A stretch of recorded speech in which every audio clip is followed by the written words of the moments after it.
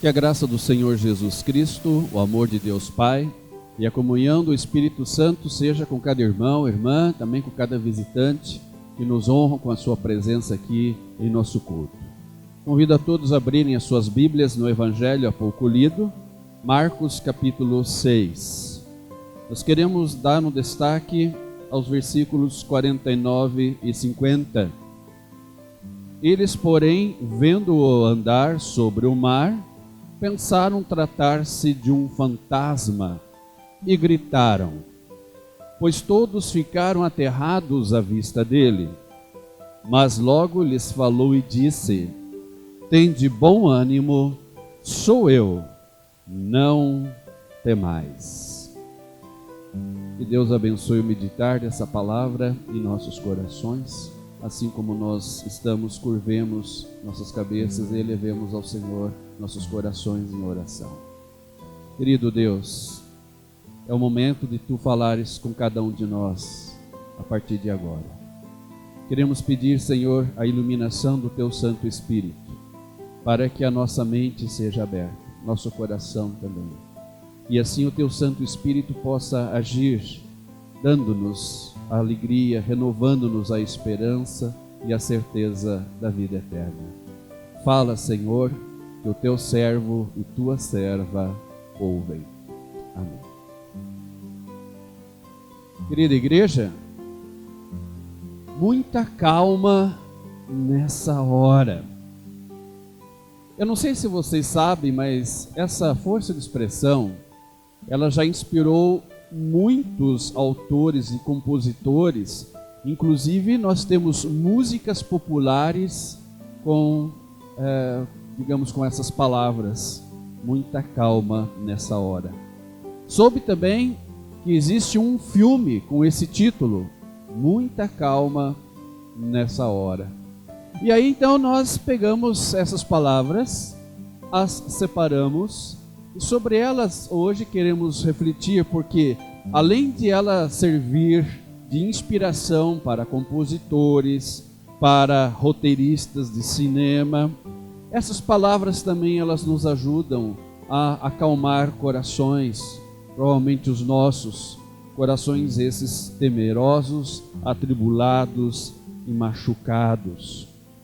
Em que horas você precisa de muita calma? Hoje de manhã você precisou também de muita calma? Você precisa de muita calma nessa hora, quando muitas vezes até o seu cônjuge já usou e abusou de palavras que te magoaram, palavras que te irritaram, e aí então você olha para o alto e diz, Deus, dá-me paciência para não estragar mais o que já está muito ruim. Aí você tem que ter muita calma naquela hora. Muita calma você pede a Deus na hora em que você está ali na fila há muito tempo e alguém de repente ali aparece como quem não quer nada e fura a fila. E você olha para aquela situação e olha para o alto e diz, pensa, muita calma nessa hora.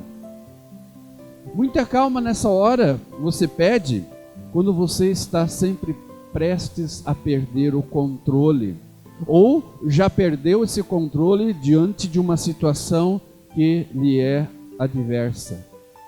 Essa semana você já teve que também dizer para si mesmo, muita calma, porque se eu realmente estourar como eu estou querendo e pode acontecer, as coisas ficarão muito difíceis. Meus irmãos, não é difícil perder a calma, não é. Não é difícil perder a calma e deixar-se ali dominar pelo sentimento de medo, de raiva, ou até mesmo às vezes pela falta de fé. O texto do Evangelho de hoje, ele relata uma situação em que os discípulos precisaram ter muita calma numa hora bastante adversa. Estavam eles num barco de pequeno porte que, diríamos nós, estavam numa situação de risco extremo diante da força que o vento proporcionava sobre aquele barco. E o pavor era crescente no coração e na mente daqueles navegadores. Um medo muito grande começou a tomar conta ali dos seus ocupantes. E as coisas que já estavam ruins, já estavam péssimas, ficaram ainda piores, pois os discípulos ficaram assustados quando lá pelas 3 ou 4 da madrugada eles olharam no horizonte e viram alguma coisa andando sobre o mar. Não é todo dia que você vê algo ou alguém andando sobre o mar. E aqueles homens que já estavam tremendo de medo, o medo deles se potencializou quando eles olharam de longe e viram um vulto. Não estava bem claro para eles quem era que estava indo em direção aonde eles estavam. Eles chegam a dizer e a confundir aquela pessoa, que no caso era Jesus, a um fantasma. E diz o texto que eles ficaram aterrados de medo, eles ficaram tomados de medo. E ali então, naquela hora de muito medo, de muito pavor, eles perderam a calma, eles perderam a tranquilidade. Diz o texto que eles começaram a gritar, porque se as coisas já estavam ruins, agora então, vindo um fantasma ao encontro deles, as coisas ficaram muito piores. E aí então, quando eles ouvem a voz daquele, entre aspas, fantasma, eles se acalmaram, pois não era um fantasma, mas era sim o Salvador Jesus. E aí então, quando o Salvador diz assim para eles: tende bom ânimo, sou eu, não temais, diz a palavra de Deus que eles se acalmaram, principalmente a partir do momento do versículo 51, que diz que este Senhor Jesus subiu para o barco para estar com eles e o vento cessou. Querida igreja, o texto de hoje mostra que na escuridão da noite, num frágil barco, sobre as ondas agitadas, soprando sobre eles um vendaval, como o ser humano se sente pequeno, fraco e temeroso. E de acordo com João capítulo 12, versículo 35, diz: quem anda nas trevas não sabe aonde vai. Este é o quadro da humanidade nos dias de hoje. Sem Deus, sem esperança, com rumo incerto, através das ondas ameaçadoras, as pessoas vão seguindo o seu caminho, mas elas sentem dentro delas um vazio gigantesco, um vazio na alma, sentem medo, porque não sabem para onde vão, não sabem que direção tomar. E isso vem sendo assim desde a primeira rebelião do ser humano contra Deus no jardim do Éden. Mais tarde, diante da segunda grande rebelião do ser humano contra Deus, então Deus resolveu tomar uma medida drástica, que nós hoje lemos aqui na leitura do Antigo Testamento. Deus destruiu a humanidade através do dilúvio, poupando apenas as vidas de Noé, sua esposa, suas filhas e seus genros, mostrando assim que quando a ira de Deus é provocada, ela realmente se manifesta, pois diz a palavra de Deus: terrível coisa é cair nas mãos do Deus vivo. O texto de hoje, do Antigo Testamento, é um texto pós-diluviano, ou pós-dilúvio, poderíamos dizer assim, ou seja, depois de 40 dias, depois de 40 dias de chuvas, depois de um ano em que a terra estava tomada coberta pelas águas, diríamos nós que a humanidade foi recriada. Inclusive, se vocês olharem bem no texto de Gênesis que a gente começou a ler, Gênesis capítulo 9, se você ler ali o versículo 1, por exemplo, novamente Deus abençoando Noé e a sua família com a mesma bênção que Deus proferiu sobre Adão e Eva na primeira criação. Ou seja, agora a humanidade, a partir das águas, ela é recriada. Não mais Adão e Eva eram os grandes pais, mas sim Noé, sua esposa, suas 3 filhas e genros. E aí Deus colocou no céu um grande sinal, o arco-íris, como garantia de que a terra não mais seria destruída por um dilúvio. E aí então, de lá para cá, os anos se passaram. E a pergunta que não quer calar é: e hoje? Como está a humanidade? Como caminha a humanidade? Muito diferente dos dias de Noé? Muito diferente dos tempos da destruição de Sodoma e Gomorra? Muito diferente dos domínios dos grandes impérios assírio, babilônico, persa e romano?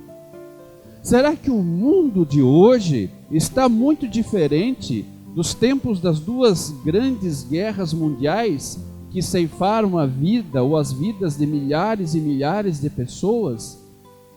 O mundo de hoje está muito diferente. Você olha ao teu redor, na Venezuela e agora na Nicarágua, você olha os tiroteios que se repetem nas comunidades cariocas, você olha para a violência dentro das próprias casas das pessoas e você se pergunta: mas será que as coisas estão muito diferentes hoje do que foram lá atrás?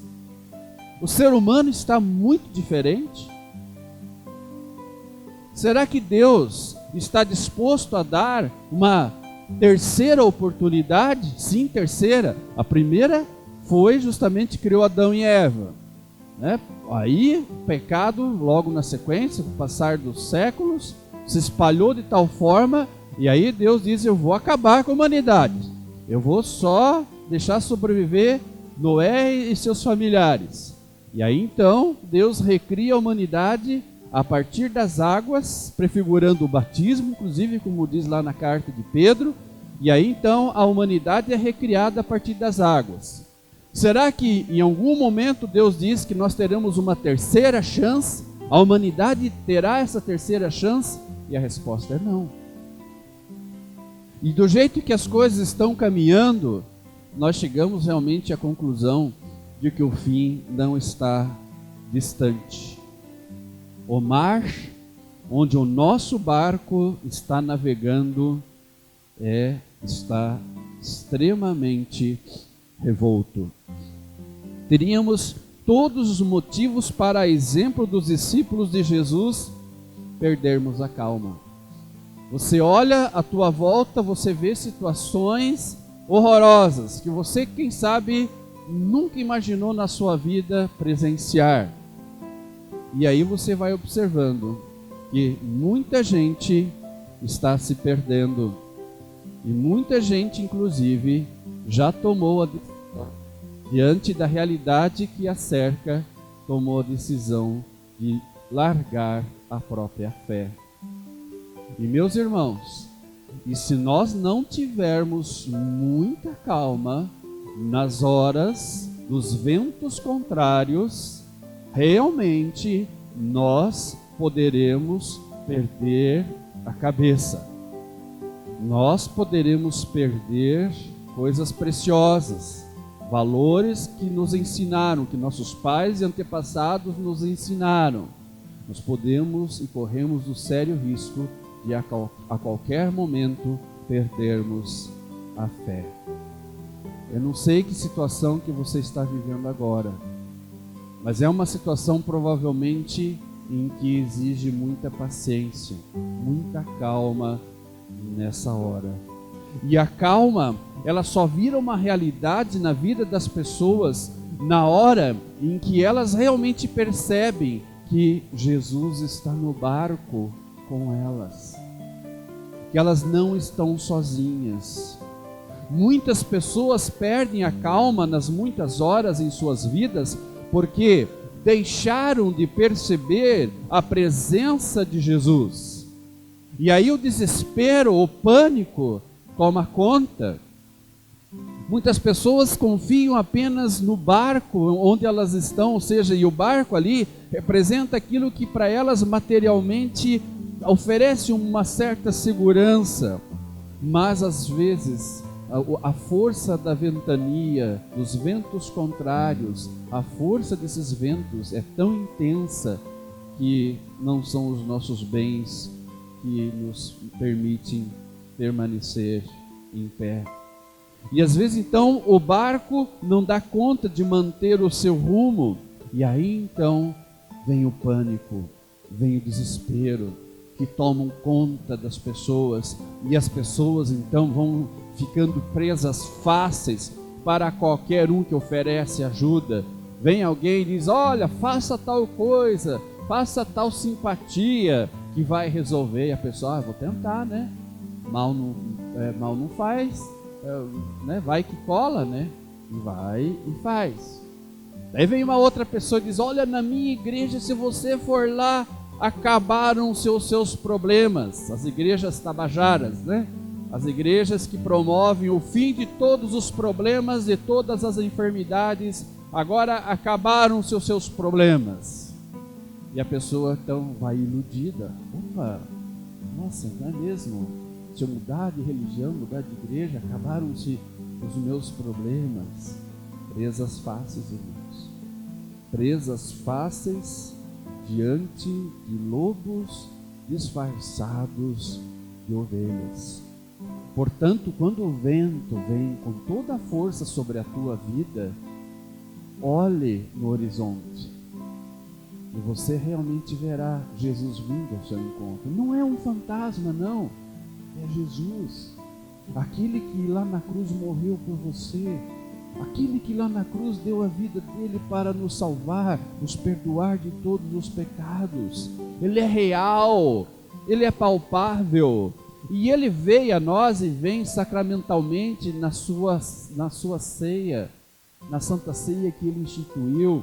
Ele veio a nós de uma forma palpável no batismo, através das águas que fazem com que nós sejamos renascidos em Cristo.